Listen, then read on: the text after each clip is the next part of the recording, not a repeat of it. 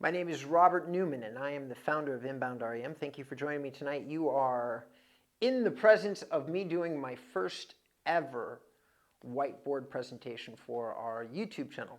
So if you don't already know who I am, I'm the founder of a technology company that uses inbound marketing, which is traction marketing, to create leads in business for real estate agents. The way that we get our information found is we use SEO, search engine optimization, something that I've been doing for 14 years. And I've noticed that recently, as I'm having conversations with realtors, they don't seem to understand how the search engines work now, today. They've changed a lot, and they're changing really, really fast. So this video is going to be to educate you on how the search engines actually work in 2023. All right, so buckle up. Here we go. So first of all, you have traditional search. Okay, Google's doing 98% of all intent-based searches, and most people think that when you use the word SEO, if you even know what the acronym is, which stands for Search Engine Optimization, that means you do a search like Pasadena neighborhoods, and you put it into a Google search bar. And whatever the results are, if you're at the top, that's search engine optimization. It used to be 10 years ago that was true. But search has been changing, and changing a lot. There's some principles which affect everything I'm going to discuss with you, and some principles which are unique to each one of the search channels that Google currently operates. So this is what we know. This is what's in the past. And if you want to get someplace in the tops of the search engines, generally speaking, it's going to take you 6 to 18 months. So as a real estate agent, this kind of search is the hardest to achieve and the most expensive if you're hiring a professional like me. Number two, and this is fairly new. Google's been focusing on this a lot over the last 4 or 5 years, though actually Hyperlocal, or Google Maps as they call it, has been around in some form or another for 8, 9 years now. But there have been a huge amount of changes happening in local. They're changing the name, they're changing the functionality, and they're really, really focusing on something that they're calling either Google Maps or your Google My Business profile. And what they did, just so that you know, is that they used to have something called Google+. Google Plus became mostly a place that people like me went to promote our businesses. Very few people were using it as a social media platform that it was intended to be. So what they did is they took that team and they wrapped them up into the Google My Business team and reinvested all their resources into basically taking a lot of the functionality that used to be present on Google Plus and putting it as part of their primary search algorithm, thus creating a much more robust section that we refer to as Google My Business. And the way that you access Google My Business is anytime somebody does a search that includes a profession, such as realtor, and then in-city name. And you can add a couple of additional keywords to this, and you're still going to get the same results, such as best realtor in Van Nuys, closest realtor to me in Van Nuys. Anytime you mix a profession with the location, you're going to get the hyperlocal search packet, the search results.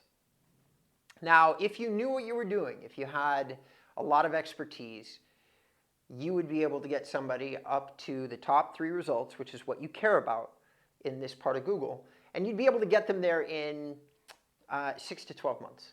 Okay, 6 to 12 months. Actually, you know what? I'm not going to write. I had my assistant write all this because she can actually write legibly, and I cannot.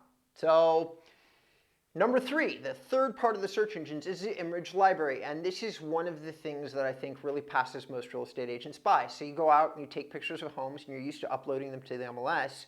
But most of you don't realize that the third most used search engine in the world is the Google image library. And that if you took those same pictures that you already uploaded to the MLS, but instead of advertising them as a listing that you control or own, it was just a picture that you liked, or I like this picture of this house, and you tagged it as such with a location, that very likely you could get that image ranking in the image library. And if you had a website to direct somebody back to, they would find you and your website through the quality of your images.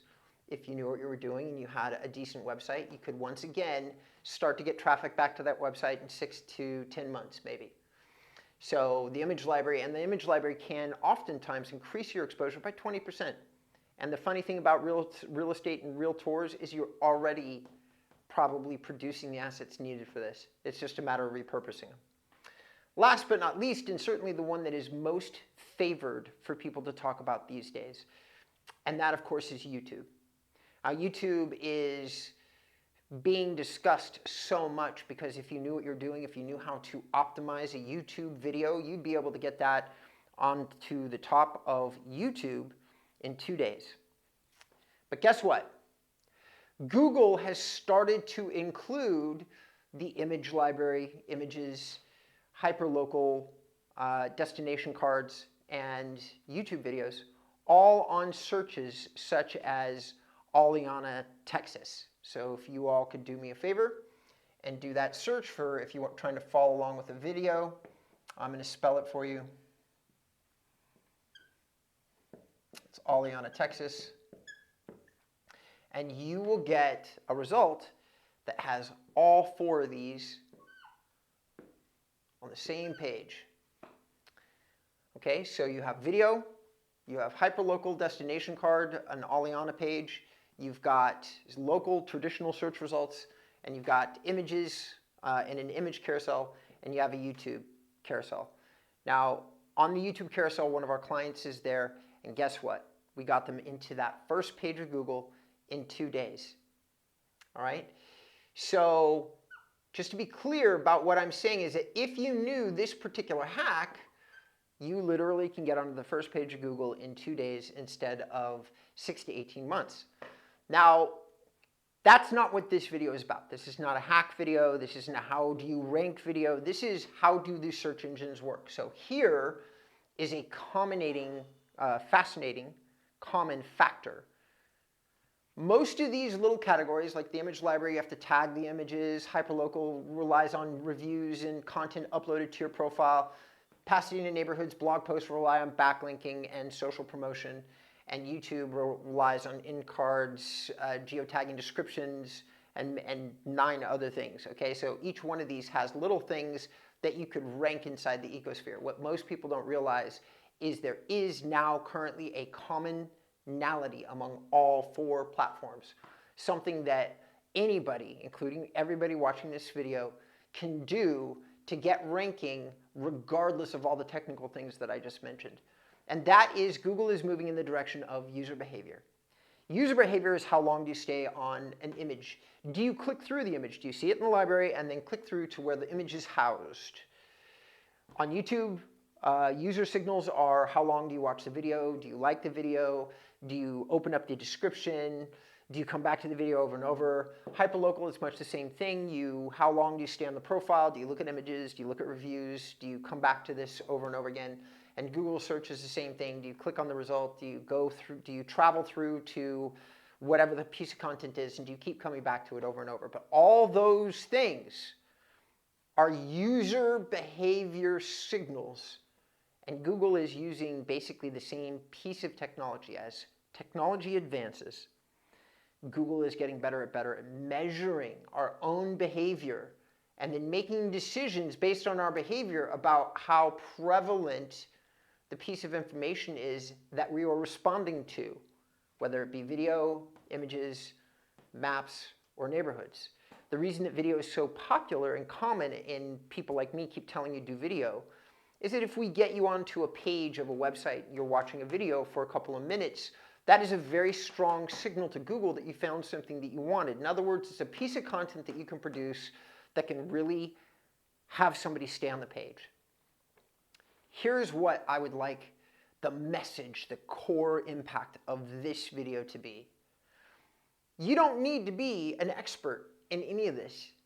What you need to understand is that as technology advances, Google is actually starting to do away or lessen the technical signals that you have to be somebody like me that studied it for 14 years. You have to really be versed.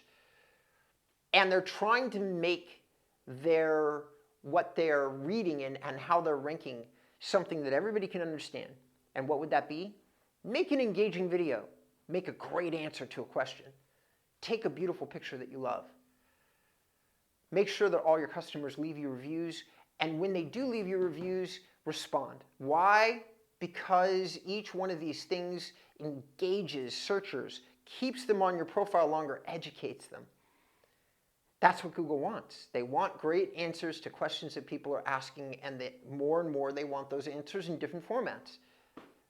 But what you need to know is that if you get used to giving great answers now, Google is getting better and better at understanding how your audience is responding to those answers and rewarding you accordingly if you create a really great answer. So that's it. That's all I want you to know. I hope you enjoyed my first whiteboard presentation. Thank you for tuning in, and I'll see you the next time.